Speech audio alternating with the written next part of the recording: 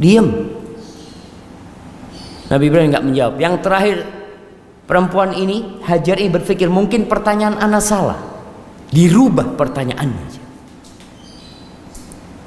Apa pertanyaannya? Ya Ibrahim, Allahu amaraka bihada.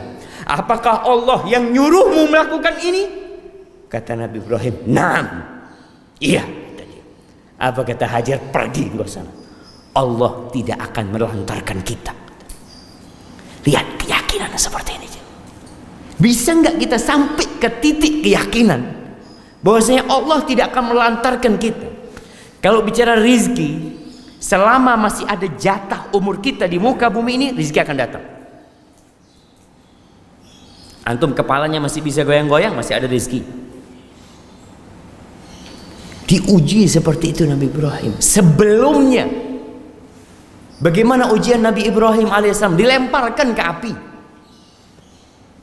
Bayangkan, ditelanjangi sama kaumnya. Nggak mudah, jangan masuk surga itu nggak mudah. Kita hanu jelis, senden makan pisang, makan anggur, gesa-gesa sana sini. Mungkin dengan cara seperti itu kita masuk surga. Pulang reku, tidur pagi, kerja lagi cari fulus, terus seperti itu. Makanya Allah tegur para sahabat Nabi. Setelah 13 tahun di kota Mekah, masuk ke kota Madinah, nggak berhenti ujian buat mereka. Bahkan Allah mengatakan, am hasibtum an tadkhulul jannah. Kalian ngira kalian bisa masuk surga? Kalian belum ditimpa seperti apa yang menimpa orang-orang sebelum kalian. Tuh Nabi Ibrahim dibawa, diarak sama kaumnya, ditelanjangin, dilemparkan ke api. Ketika dalam perjalanan dari alat pelontar menuju ke api, datang malaikat Jibril alaihissalam. Ya Ibrahim, alaka ilayya haja. Ibrahim, kamu punya perlu sama aku. Kata Nabi Ibrahim, amma ilaika fala. Kalau sama kamu aku nggak ada perlu. Amma ilallahi fada'at. Tapi kalau sama Allah, sekarang aku perlu sama Allah. Nabi Ibrahim membaca hasbunallah wa ni'mal wakil. Cukup Allah, cukup Allah. Makanya ketika ada seorang yang berdoa mengatakan, nih bagaimana munajat seorang hamba ya, ketika dia berkata laitaka tahlu wal hayatu mariratun walaitaka tarda wal anamu ghidabu. Ya Allah, andai kata engkau itu manis dan kehidupan ini pahit, ya Allah, aku nggak peduli ya. Andai kata engkau ridha dan semua manusia yang ada di muka bumi ini benci sama aku, ya Allah, aku nggak peduli sama mereka. Laital ladzi baini wa bainaka amiru wa baini wa bainal alamin kharabu. Ya Allah, andai kata hubunganku dengan engkau itu baik, makmur, terjaga, dan hubunganku dengan manusia rusak, aku nggak peduli ya Allah.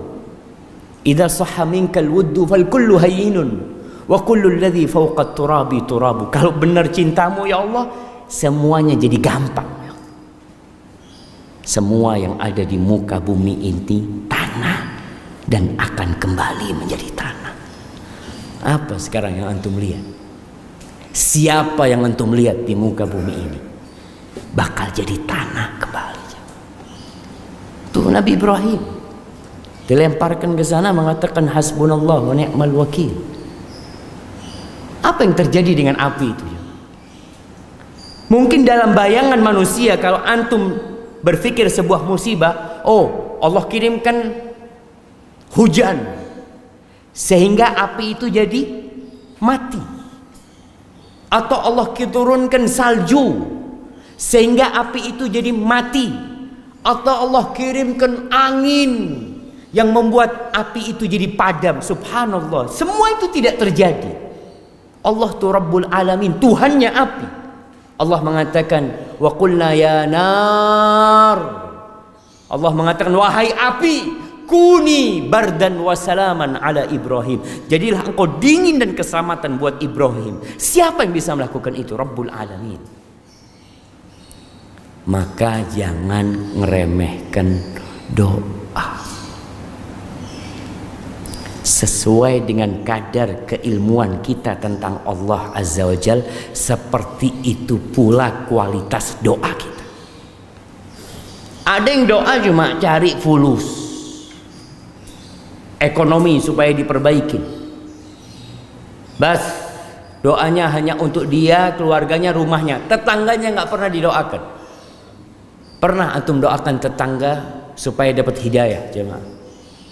Yang tinggal di sini siapa? Masya Allah. Pernah doakan tonggo-tonggonya mudah-mudahan dikasih hidayah, ya Allah? Kira-kira pernah enggak? Wallahu a'lam. Sama siapa? Kita kadang-kadang punya sohib nggak benar. Pernah nggak engkau sebutkan nama dia dalam doa? Ya Allah, fulan ini, ya Allah, nggak solbi, ya Allah. Kesian fulan ini, ya Allah. Bukakan pintu hidayah buat dia. Pernah kita minta kayak gitu, jemaah? Doa kita cuma rumah kita kadang-kadang. Kita, anak kita, orang tua kita, selesai. Pembantunya nggak didoakan. Ada yang doakan pembantunya. Subhanallah. Kalau kita lihat bagaimana Rasulullah SAW mendoakan kaumnya. Nabi itu dilemparin batu sampai darah kakinya. Pulang dari Taif, ditawarin sama malaikat. Datang tuh malaikat penjaga gunung. In syi'ta an udbiq alaihimul akhsyabain. Kalau engkau mau, aku cabut 2 gunung, aku timpakan kepada penduduk Mekah atau penduduk Taif. Kata Nabi sebelah, jangan.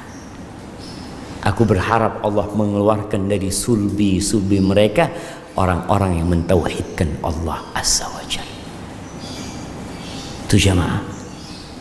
Seperti itu doa Nabi SAW.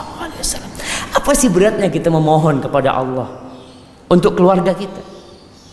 Abdullah bin Mubarak, orang biasanya kalau umrah disuruh berdoa di mana? Multazam, di Raudhah, di Safa dan Marwah, minum zam-zam. Doa tuh ketika minum air zam-zam tuh, Masya Allah. Apa doanya ketika minum air zam-zam?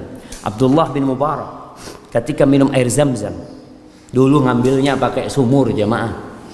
Setelah dia ambil air itu, dia menghadap ke Ka'bah. Karena sunnahnya berdoa dalam kondisi berwudu menghadap ke Ka'bah. Lalu dia mengatakan, Allahumma ya Allah, aku telah mendapatkan berita dari guruku, dari gurunya, dari Jabir bin Abdullah radhiyallahu anhu, dari Nabimu Muhammad SAW. Kalau beliau bersabda, ma'u zamzam lima syuribalahu, air zam-zam itu tergantung niat meminumnya. Fa inni ashrabuhu li dhama'i yaumil mahsyar. Ya Allah, aku minum air zam-zam ini agar aku tidak kehausan di padang mahsyar. Mereka memandang kepada kehidupan yang layak dan abadi, jemaah. Kita kadang-kadang cuma kepingin sehat badannya di dunia. Pernahkah antum kebayang ketika keluar dari kuburan, digiring ke padang mahsyar, matahari mendekat, ada orang-orang yang mendapatkan naungan dari Allah Azza wa Jal. Yauma la dhilla illa dhilluh. Pada hari tidak ada naungan kecuali naungan Allah Azza wa Jal. Pernahkah kita kepikiran ke sana? Kita nggak pernah belajar tentang itu, jemaah. Baik, kebanyakan orang kata Allah, ya'lamuna zahiran minal hayatid dunya wa hum 'anil akhirah hum ghafilun. Ilmunya itu cuma urusan dunia. Akhirat itu nggak kebayang. Maka nasihat anak, pelajari tentang Allah. Siapa sih Allah yang kita sembah itu? Apa sih kemampuan Allah? Apa sih kekuatan Allah Azza wa Jalla? Pelajari tentang itu. Dan banyak-banyak berdoa dengan penuh keyakinan, bersih-bersih diri kita. Cari waktu yang mustajab dan jangan berhenti minta ilmu sama Allah Azza wa Jalla. Barakallahu fikum. Kita mungkin masuk ke sesi tanya jawab. Nah, tafadhal jamaah yang mau bertanya. Allah mengatakan fas'alu ahla dzikri in kuntum la ta'lamun.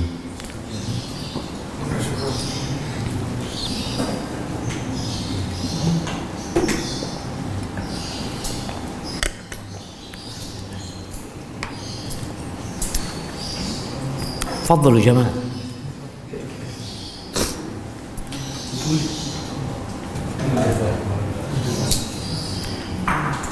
Mana mic-nya?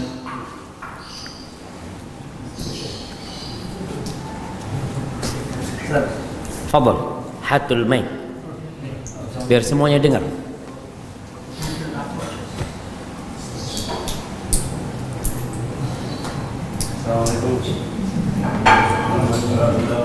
Waalaikumsalam warahmatullahi wabarakatuh. Apa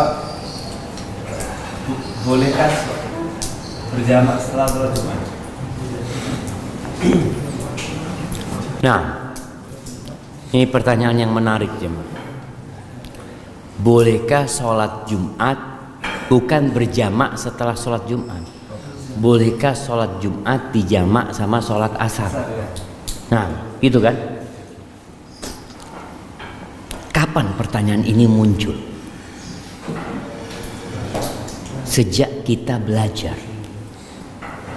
Ketika orang mulai belajar ilmu, dia melihat sesuatu kok kayaknya nggak bener gitu.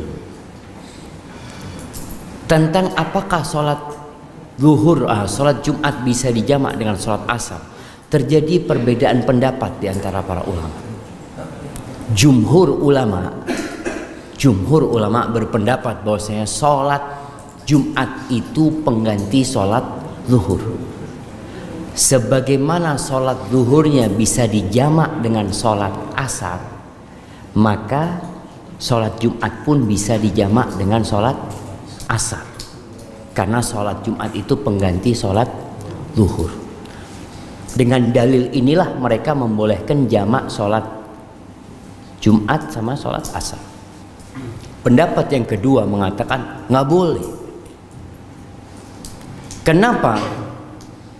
Karena tidak ada hadis yang menjelaskan Nabi alaihi salatu wassalam menjamak sholat Jumat sama sholat asar. Ini dalil yang digunakan untuk menafikan jamak Jumat sama sholat asar. Maka dibantah oleh para ulama lain, bukan berarti Nabi tidak melakukan itu. Tidak boleh.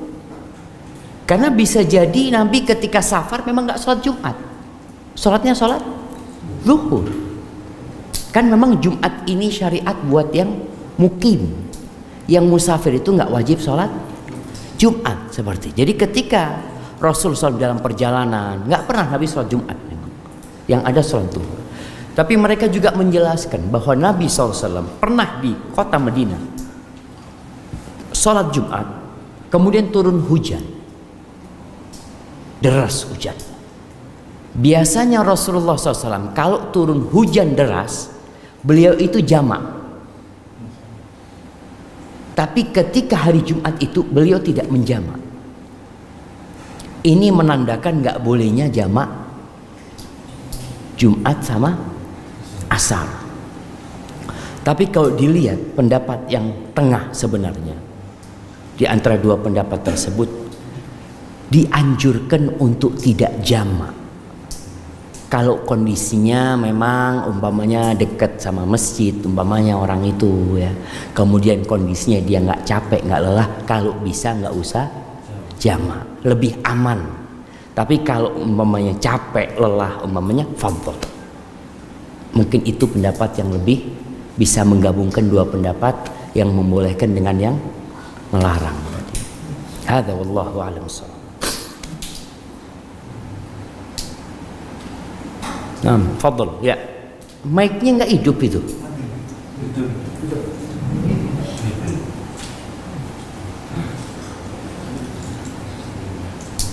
Mati. Hidup. Yang ini yang hidup, yang merah. Bismillah. Fadhol, hidup itu. Waalaikumsalam warahmatullahi wabarakatuh.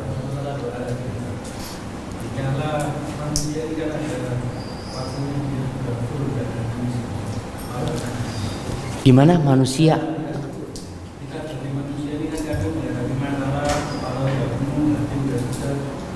Kepala sudah penuh, hati sudah sesek.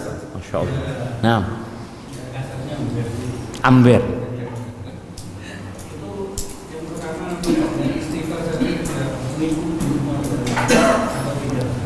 Gimana? Dengan kita beristighfar 100 kali sehari minimal, apakah sudah mengikuti seluruh doa apa yang kita inginkan atau tidak? Terus yang kedua, kita kan dianjurkan untuk beristighfar untuk kedua orang tua kita. Kita istighfar untuk kedua orang tua kita itu apakah kita mendapatkan istighfar itu juga atau khusus kedua orang tua kita? Barakallahu fikum. Baik jamaah, berkaitan dengan doa, apakah istighfar yang kita baca minimal 100 kali dalam sehari itu sudah mencukupi dari doa-doa kita? Artinya nggak perlu minta lagi kita, seperti itu. Cukup dengan istighfar itu. Rasul sallallahu alaihi wasallam itu sekali duduk istighfar 100 kali. Rabbighfirli wa tub alayya innaka antat tawwabul ghafur aw innaka antat tawwabur rahim. Sekali duduk beliau 100 kali baca itu. Tapi beliau nggak berhenti berdoa. Beliau terus meminta kepada Allah Azza wa Jalla.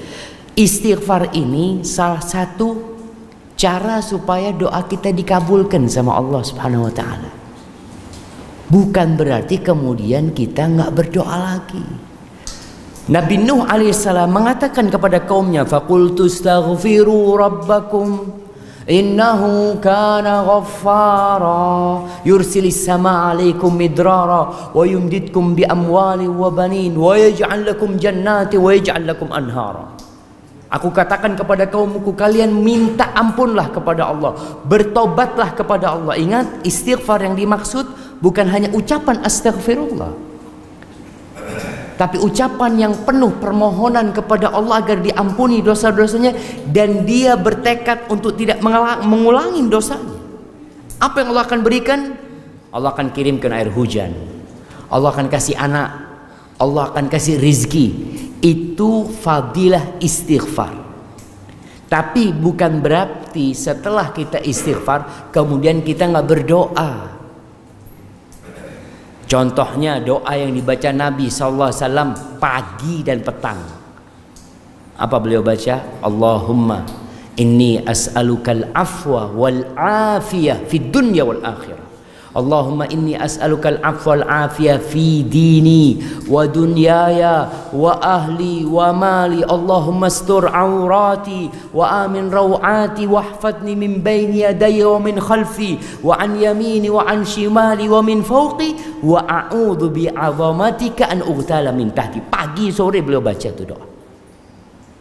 Beliau pesan kepada Mu'adz bin Jabal agar jangan meninggalkan si penghujung setiap salat untuk berdoa, Allahumma a'inni ala dzikrika wa syukrika wa husni ibadatik. Sebelum salam Nabi SAW terus berdoa mengatakan, Allahumma inni a'udzubika min adzabil qabr wa min adzabi jahannam wa min fitnatil mahya wal mamat wa min syarri fitnatil masih dajjal. Nggak berhenti berdoa. Artinya istighfar kita panjatkan, doa terus. Dan Allah itu cinta jemaah. Jangan sampai ada pikiran kita, anak ini malu Ustaz. Doa terus, minta terus sama Allah, subhanallah. Kata Nabi SAW, a'jazun nas man ajiza anid du'a. Orang yang paling lemah adalah orang yang nggak bisa berdoa. Dan kata Nabi SAW, man lam yas'alillah yaghdab alaih. Barang siapa yang tidak berdoa memohon kepada Allah, Allah murka sama tu orang. Maka doa itu nggak cukup dengan istighfar. Istighfar itu kita lakukan, tapi permohonan minta apa saja. Sampai orang itu, dalam riwayat Aisyah radhiyallahu taala anha mengatakan, agar semua orang itu kalau bisa minta tolong sama Allah sampai urusan sandalnya. Kadangkala kita tahu sandal kita, sandal jepit itu jemaah, putus depannya jemaah. Bukan putus, kadangkala terlepas. Kita tuh kadangkala masuk kendak masuk ya. Kata Aisyah mengatakan, kalau Allah tidak memudahkan nggak akan jadi mudah. Jangan pernah bersandar sama dirinya sendiri. Makanya kalau mau mulai sesuatu baca Bismillah, itu juga minta tolong. Bismillah asta'in. Dengan nama Allah aku minta tolong ya Allah. Seperti itu. Baik, pertanyaan yang kedua. Iya. Apakah anak dapat ya? Semua amal soleh yang dikerjakan itu ada pahalanya. Ketika kita mendoakan orang lain, Allah akan kirim malaikat yang mengaminkan doa kita, mengatakan walaka bimithl, engkau juga akan dapat yang sama dengan yang kau pintakan buat orang lain. Jadi tatkala kita mendoakan orang lain, apalagi orang tua kita, malaikat akan mengaminkan doa tersebut dan mengatakan engkau juga akan mendapatkan seperti itu. Yang pertama. Yang kedua, ada istighfar buat orang tua yang dimulai dengan istighfar buat kita. Seperti yang biasa kita baca, Rabbil firli wali walidayya. Ya Allah, ampuni buat aku dan buat kedua orang tuaku. Jelas di sini. Yakni kita minta ampun buat diri kita terlebih dahulu, baru minta ampun buat kedua orang tua kita. Hadza wallahu a'lam bissawab. Nah, fadhalu jamaah. Yang sebelah sini belum ada yang tanya kayaknya. Fadhal yang belakang. Mic-nya mana jamaah? Ini mic-nya ya Hanu jamaah, tapi tidak bunyi.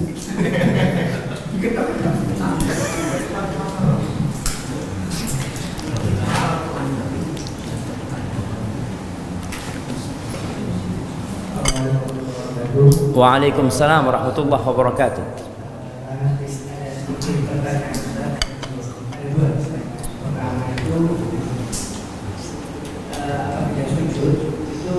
Banyak-banyak berdoa. Fa idza sajadtum fa'akthiru fihi minad du'a. Kalau kalian sedang sujud, banyak-banyaklah berdoa. Kenapa? Faqaminun ayyustajabalah. Harapannya besar dikabulkan sama Allah SWT. Baik. Kapan berdoanya ketika sujud? Sujud pertama, kedua, ketiga, apa sujud terakhir? Setiap sujud. Bukan khusus sujud terakhir. Jadi ini doa ketika sujud. Apakah boleh berdoa meminta selain yang diajarkan Nabi Muhammad SAW? Jadi doa itu kan ada yang diajarkan Nabi SAW. Boleh nggak kita meminta sesuatu? Umpamanya lagi sujud mengatakan Allahumma inni as'aluka Nmax ya Allah. Itu. Boleh nggak jemaah? Bahasa Arab nih, Allahumma inni as'aluka Nmax, mau seperti itu. Baik, berkaitan dengan hal ini, ada yang mengatakan selama doanya pakai bahasa Arab boleh. Ada yang mengatakan pula pendapat, dan ana lebih condong kepada pendapat walaupun pakai bahasa Indonesia selain bahasa Arab, kalau memang dia tidak mampu berdoa dengan bahasa Arab, maka boleh. Mau dia berdoa minta kesembuhan, ya Allah, ana punya ummi sakit, ya Allah, tolong disembuhkan ya Allah. Boleh nggak nih pakai bahasa Indonesia dia berdoa seperti itu? Sebagian mengharamkan, sebagian membolehkan. Yang menghalalkan mengatakan itu doa bukan mengganti bacaan ritual sholat, bukan. Kita bukan mengganti subhana rabbiyal a'la ke dalam bahasa Indonesia, nggak boleh kalau kita ganti. Tapi kita sedang memohon kepada Allah selain yang dalam bacaan sholat, maka diperbolehkan. Maka bagi yang tidak mampu silahkan. Tapi tetap nasihat ana, usahakan doa yang dipanjatkan itu doanya yang diajarkan Rasulullah SAW. Kenapa? Kita itu kadang-kala doanya panjang, padahal yang diminta cuma sedikit. Doa Nabi SAW itu pendek, tapi yang diminta banyak. Jadi waktunya itu efektif. Ada orang sujud lama sampai 10 menit, yang diminta cuma satu, ya Allah, ana ini sepeda motor rusak-rusakan, ya Allah ya, ana kepingin ganti motor. Kadang-kala panjang jemaah, yang diminta cuma Nmax urusannya. Maka subhanallah, lebih baik doanya mencontoh Rasul sallallahu alaihi wasallam. Minta Nabi itu SAW menyebutkan ada 4 tanda kebahagiaan. 4 tanda kebahagiaan. Yang pertama, istri yang soleha. Jadi antum nggak perlu sujud, ya Allah aku anak kepingin harim yang rambutnya agak melungker dikit, yang hidungnya gini. Subhanallah, minta istri yang soleha, selesai. Rumah, termasuk kebahagiaan seorang hamba itu rumah yang luas. Nggak ada, ya Allah anak kepingin rumah di pojokan sana ya Allah supaya kalau keluar itu enak. Subhanallah, nggak perlu berlebih-lebihan. Pokoknya minta rumah yang luas, yang berkah. Yang ketiga, kendaraan yang enak. Kata Nabi SAW, di antara faktor kebahagiaan al-markabul hani, kendaraan yang nyaman. Terserah apa, yang penting yang nyaman. Nggak perlu sebutkan apa mereknya, anak ini minta sudah yang nyaman. Mungkin kita minta A, ternyata yang lebih baik buat kita itu yang B, minta sama Allah. Kemudian yang keempat, tetangga yang baik. Maka lebih baik kalau doa kita itu sesuai dengan yang diajarkan Nabi Muhammad SAW. Itu lebih aman buat kita dan keluar dari khilaf yang ada di antara para ulama tadi. Yang kedua, pertanyaan tadi, selesai sholat, apakah berdoa atau berzikir? Ada sebuah hadis yang sahih yang mengatakan di antara waktu mustajab itu adalah fi duburi al-fara'id atau fi duburi as-salawat al-maktubah. Di duburnya, penghujungnya salat wajib itu ada doa mustajab. Menentukan kalimat dubur ini jamaah, terjadi perbedaan pendapat. Apakah di penghujung salat sebelum salam atau selesai salam? Yang berpendapat bahwasanya itu sebelum salam. Jadi selesai baca salawat buat Nabi SAW mengatakan innaka hamidum majid, itu doa sebelum salam. Karena itu yang sering dilakukan Nabi Muhammad SAW, sebelum salam selalu berdoa. Pendapat kedua mengatakan ya selesai sholat memang.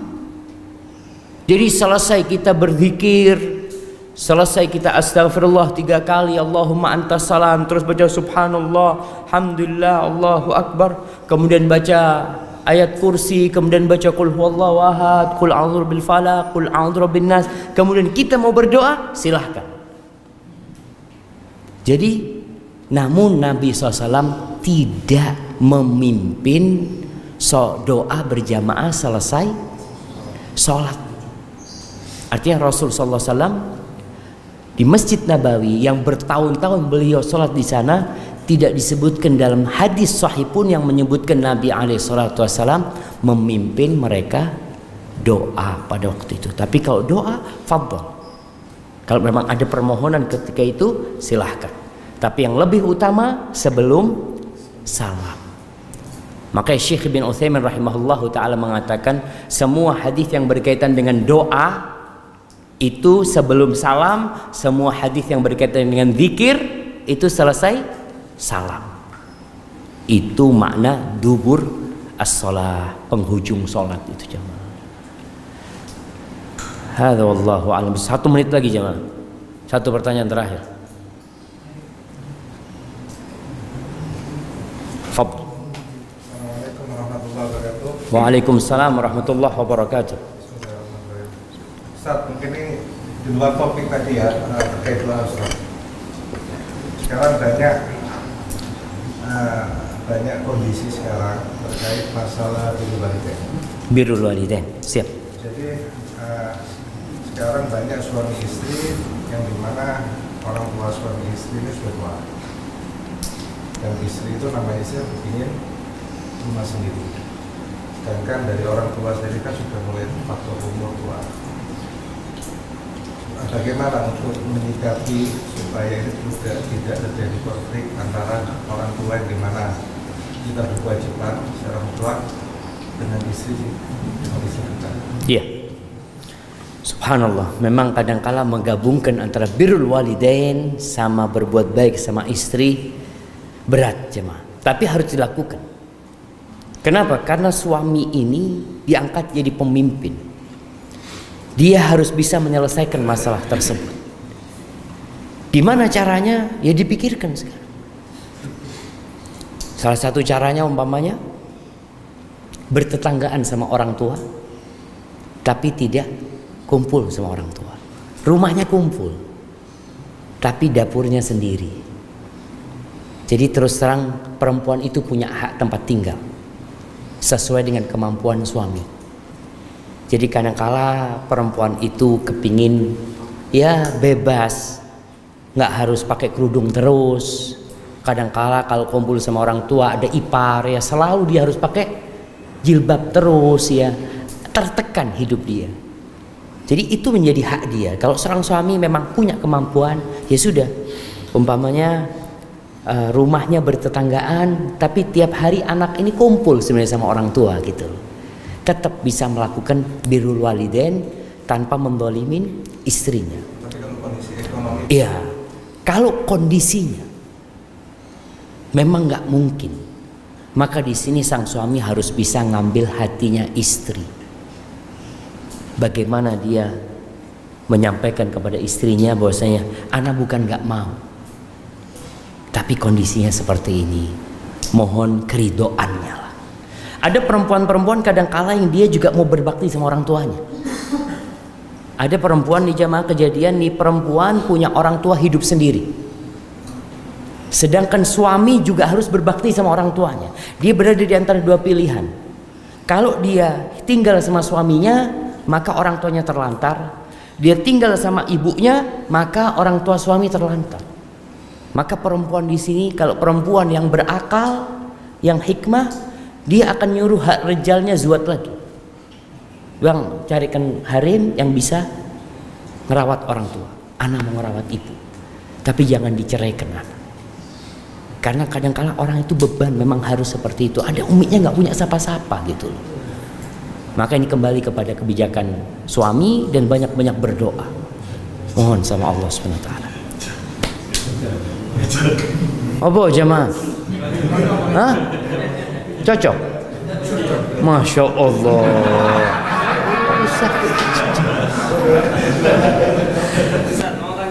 Masya Allah.